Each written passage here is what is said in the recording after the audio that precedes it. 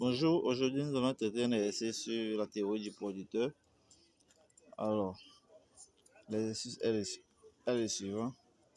Une entreprise vous donne sa fonction de production définie comme suite.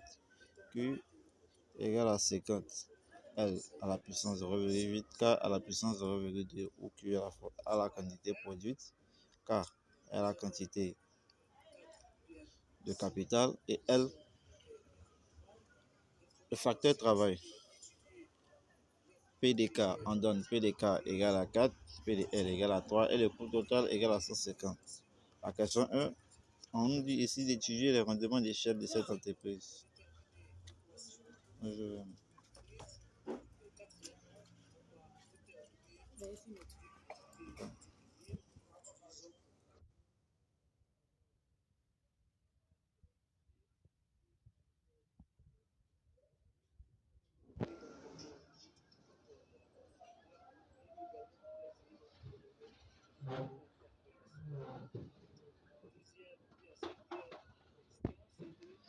Calculer l'élasticité par rapport à l'échelle et l'élasticité partielle de chaque facteur de production.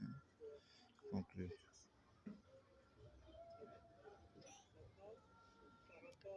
À la première question, étudier les rendements d'échelle de cette entreprise. Alors ici, nous pouvons utiliser deux méthodes. La première, en passant par les caractéristiques, c'est-à-dire en additionnant alpha plus bêta. Or, on sait que si alpha plus bêta égale à 1, nous avons un rendement d'échelle constant. Si alpha plus bêta égale est supérieur plutôt à 1, nous avons un rendement d'échelle croissant. Et si alpha plus bêta est inférieur à 1, nous avons un rendement d'échelle décroissant. Ici, notre fonction est une fonction de type Cobb-Douglas, c'est-à-dire Q égale à L à la puissance bêta alpha, K à la puissance bêta. Alors, puisque nous avons dit si alpha plus bêta égale à 1 ou supérieur à 1 ou encore inférieur à 1, on peut déjà conclure le rendement d'échelle. Alors ici, on a alpha plus bêta qui est égal à 0,8 plus 0,2 qui est égal à 1. Donc, nous pouvons conclure directement que notre rendement d'échelle est constant.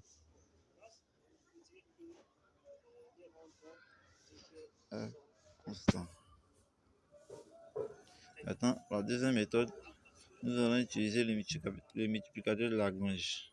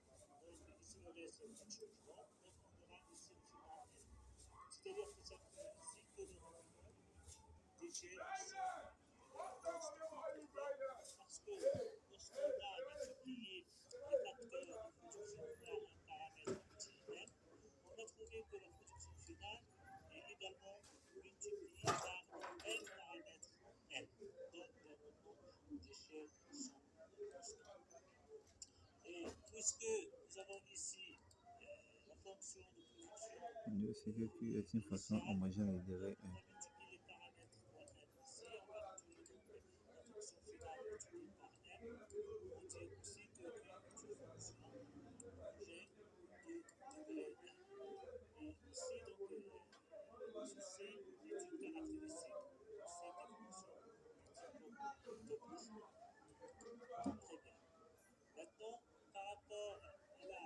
Déterminer l'équation du sentier d'expansion.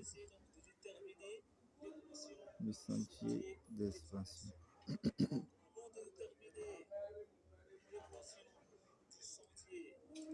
Rappelons que le sentier d'expansion représente l'ensemble des paniers d'input, en parenthèse facteurs de production optimaux qui permettent de minimiser le coût total lorsque le niveau de production varie, les prix étant constants. Les prix sont constants.